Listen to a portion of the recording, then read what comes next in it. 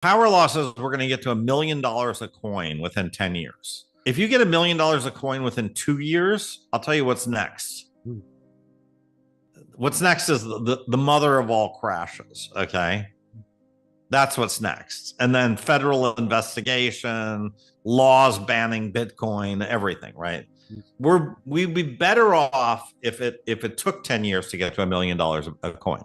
That would be the preferable thing, not for it to happen in 2 years. As the price of Bitcoin begins to climb back up, Fred Krueger is about to share his latest insight on the current state of the market, along with an update on where we currently sit within the power law model. He'll break down his new analysis, explain what the indicators suggest, and offer his latest price outlook. We all have this sense of how great Bitcoin has been as an investment, right? Yeah. And there's like lots of different ways to slice that and dice it, right? You can say, well, it's been trading for 15 years, and over the last 10 years, it's been the top performing asset in 8 of the 10 years. That's one way to look at it, right? Yeah.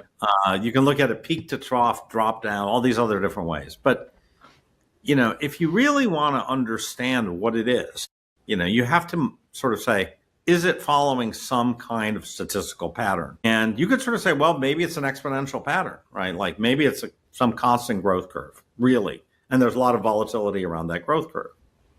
So, and you can model that. You can say, does it fit an exponential growth curve pattern? And the answer is no, it does not. And by the way, stocks fit that really well.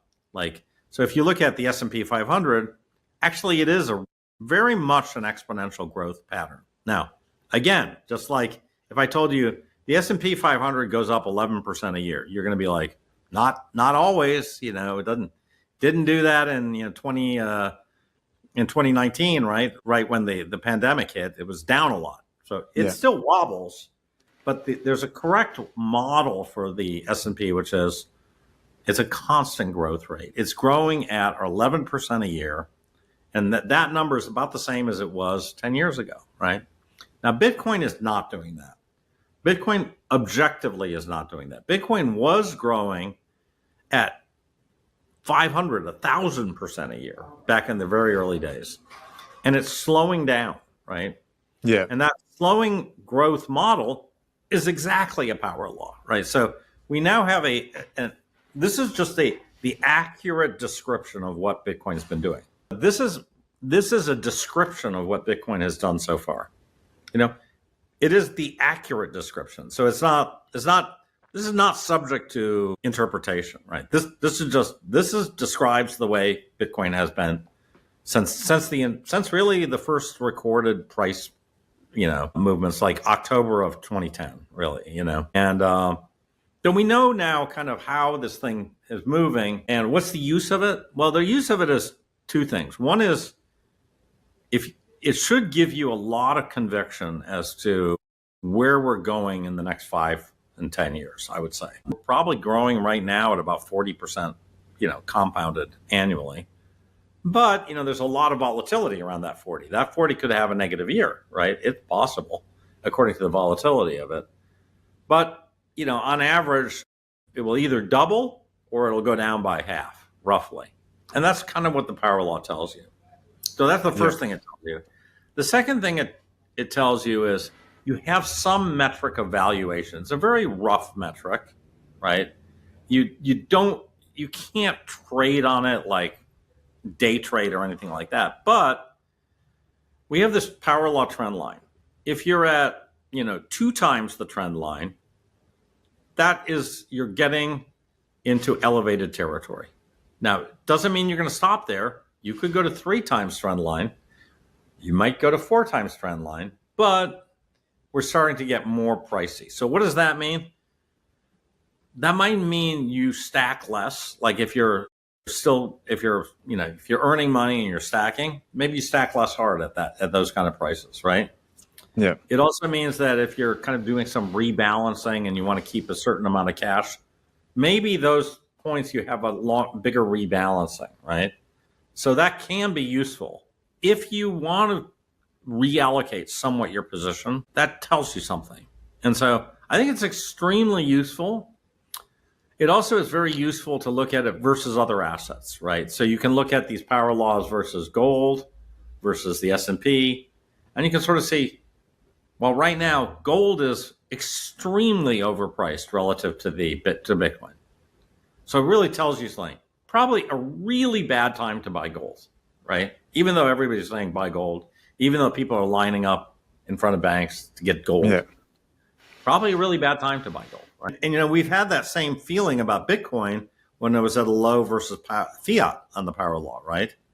That was the period like in November of 22 when people were like, okay, this is it. It's going to zero. They're going to arrest everybody. Everything's going to zero. Everything's screwed. So, you can look at these things versus different metrics and they all matter, right? I think that they're all good. The power law versus gold is almost as powerful as the power law versus fiat. There's sort of two things to Bitcoin. Number one is it's hard money, right? But so is gold. Gold is hard money too, right? So whenever there's fear of debasement, both of those things are moving up, right? In theory, right? So there's that one theory. On the other hand, there's an adoption process of Bitcoin, right? Bitcoin has certain advantages versus gold that are very unique to Bitcoin, right? As a hard money. It is portable. That is a really, really strong use case. And you don't need to protect it. You don't need to put it in a vault, right? Those two things, I think, are just killer use cases for Bitcoin. And as time goes by, we have this adoption story that's happening with Bitcoin, right? Which is more and more people are discovering Bitcoin, right? And if you look at this, the power law versus addresses, you'll see that the addresses, the growth of addresses with, say, 1 million sats is a very strong power law, even stronger than the price graph of Bitcoin. Every 4 years, the number of Bitcoiners doubles. And there's, by my number, the way I look at it, about 50 million real Bitcoiners. There's 50 million. Now, some people say there's 100 million, but if I have $5 worth of Bitcoin, does that qualify? No, probably not.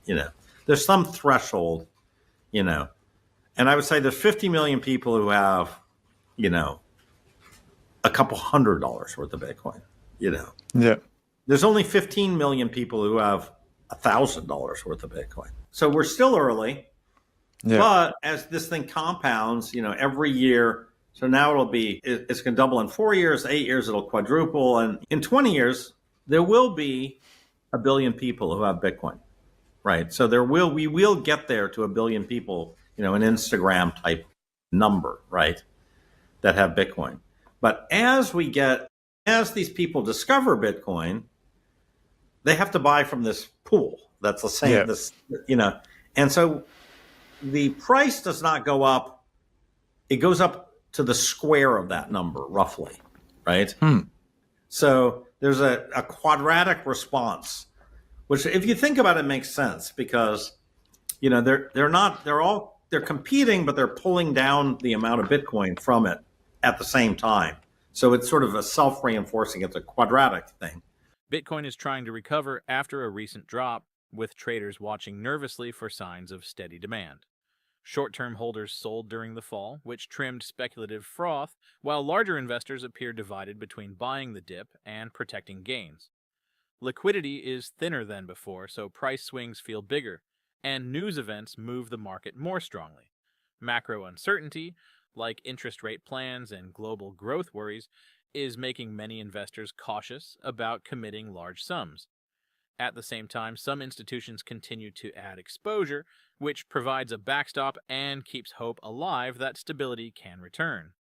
For now, the market is consolidating, prices are bouncing inside a range without clear momentum, and most participants are waiting to see whether buying interest grows enough to spark a durable rally